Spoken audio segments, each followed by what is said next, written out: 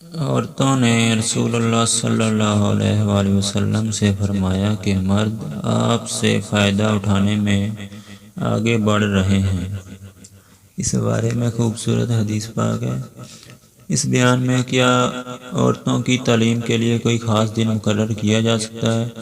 ہم سے آدم نے کہا، ان سے شیبہ نے، ان سے ابن سبحانی نے، نوح نے، ابو صالح، ان سے سنا وہ حضرت ابو سعید خدری رضی اللہ تعالیٰ عنہ سے روایت کرتے ہیں کہ عورتوں نے رسول اللہ صلی اللہ علیہ وآلہ وسلم سے کہا، آپ صلی اللہ علیہ وسلم سے فائدہ اٹھانے میں مرد ہم سے آگے بڑھ رہے ہیں، اس لیے آپ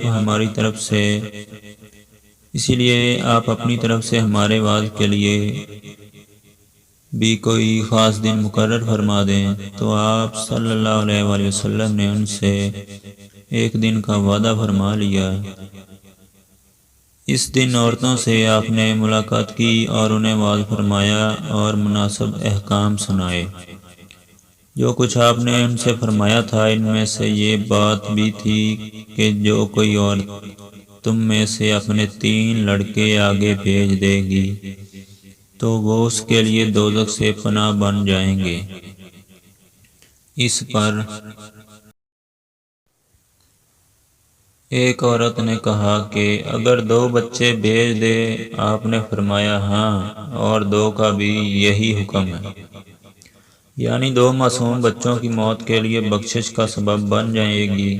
پہلی مرتبہ 3 بچے فرمایا، پھر 2، اور ایک اور حدیث میں ایک بچے کے انتقال پر بھی بشارت آئی ہے۔ حضرت صلی اللہ علیہ وآلہ وسلم نے ایک دن مقرر دن میں یہ واضح فرمایا، اسی لیے حضرت امام بخاری کے قائم کردہ باب اور حدیث میں پیدا ہوئی 2 بچوں کے بارے میں سوال کرنے والی عورت کا نام ام سلیم تھا۔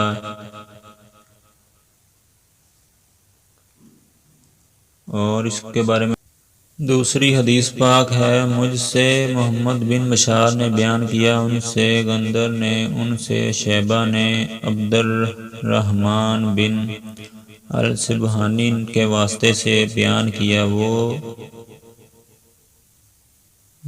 ذکوان سے، اور وہ ابو سعید سے، اور وہ ابو سعید خدری رضی اللہ تعالیٰ عنہ سے رسول اللہ صلی اللہ علیہ وآلہ وسلم سے یہی حدیث روایت کرتے ہیں۔ اور دوسری سند میں عبد الرحمن السبہانی کہتے ہیں کہ میں نے ابو حازم سے سنا، وہ ابو ہریرہ سے نقل کرتے ہیں کہ انہوں نے فرمایا، ایسے 3 بچے جو ابھی بلوغت کو نہ پہنچے ہوں، یعنی جو بچے جوان نہ ہوئے ہوں، ایسے بچوں کے لیے جنت کی بشارت ہے، اگر وہ پیدا ہوتے ہی فوت ہو جائیں۔